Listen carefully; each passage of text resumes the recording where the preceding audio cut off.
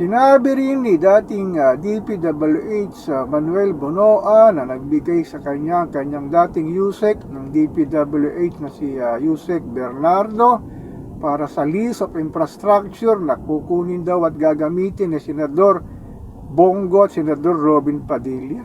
Grabe talaga. Talagang walang ligtas itong mga sinasabing binoto nating politiko sa pagkamala, sa pagdambong ng pera ng ating mahal na inang bayan.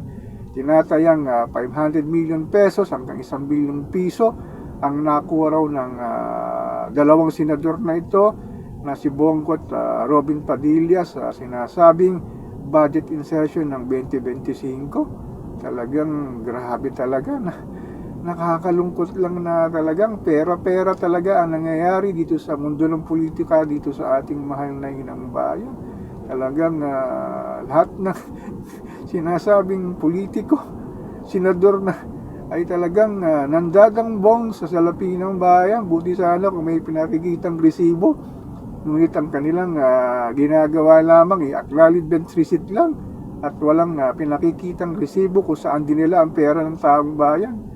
Sa patuloy nagpagtaas ng presyo ng bilihin, serbisyong publiko, pagtaas pa ba ng presyo ng petrolyo, kawalan ng universal healthcare dito sa ating mahal na inang bayan, kasama na rin na hindi magandang kalidad ng edukasyon. Mayroong mga taong katulad ni Robin Padilla at Bongo talagang walang pakialam.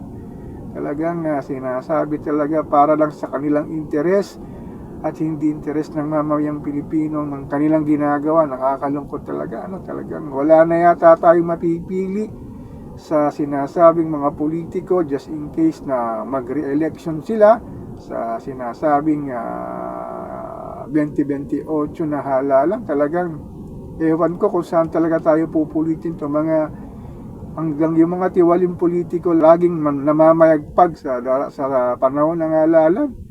Lalo na sa sinasabing popularidad, sikat na pangalan, artista, ang sinasabing namumuno dito sa ating mahal na inang bayan. Talaga kailan kaya nating makikita na ang susunod na mamumuno dito ay talagang mayroong accountability, transparency sa kanilang paggamit ng pondo ng ating mahal na inang bayan. Talagang wala na yatang pag-asa ang sambayan ng Pilipino na makakita ng susunod na mamumuno na may dignidad, manilis at hindi lang pera-pera ang kanilang iniintindi kundi para sa mamamayang Pilipino. Nakakalungkot lang sa dami ng pera ng ating mahal na inang bayan. Sana tayo sa pinakamayalang bansa dito sa Asia, pero itong paulit-ulit na pag-upo ng mga tiwaling politiko dito sa ating mahal na inang bayan ay kasalanan din ng mamamayang Pilipino sa ating pagboto sa kanila na talagang nagpapasasa sa pera ng ating bayan.